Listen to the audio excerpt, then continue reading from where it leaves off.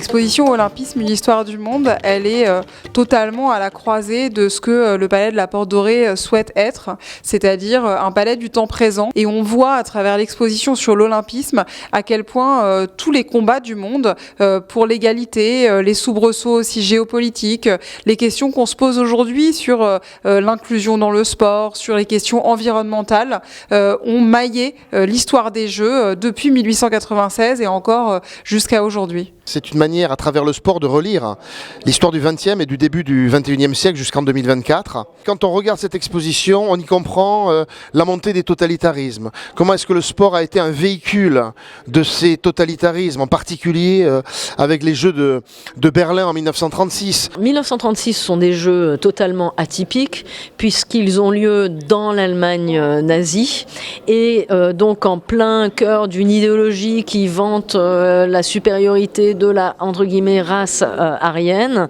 et le CIO accepte néanmoins d'organiser ces Jeux à Berlin, donc en 1936, en ayant donc dans l'enceinte des militaires habillés en vert de gris, avec la croix gammée, des drapeaux qui jouxtent, donc les drapeaux olympiques et les drapeaux nazis, qui sont l'un à côté de l'autre. La personne que nous avons choisie comme symbole des Jeux de 1936, c'est Jesse Owens, cet Africain-Américain qui gagne 4 médailles d'or aux Jeux Olympiques de 1936. Il vient contredire toutes les théories de la supériorité de la race aryenne.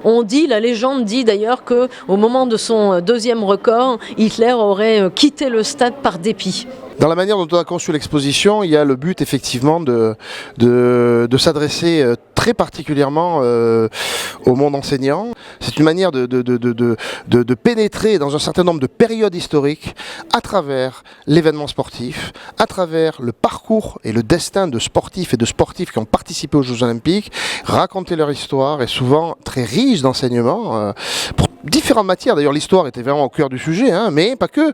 Le français, la géographie, pourquoi pas, les sciences économiques, sociologie, etc. Ce que je trouve plutôt intéressant, là, c'est vraiment la question des acteurs, le fait de travailler sur des personnages, que ce soit autant pour des cycles 2, des cycles 3, des cycles 4, mais aussi des secondes ou des premières et des terminales.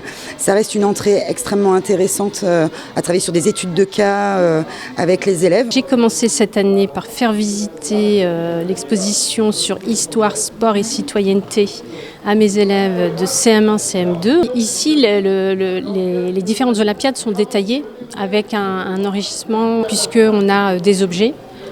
Comme la flamme olympique par exemple, la base de la flamme olympique qui est représentée, des courts-métrages. Pendant toute l'exposition, pendant les jours de la semaine, il y a des créneaux qui sont réservés et réservables pour que les enseignants puissent venir en groupe avec leur classe.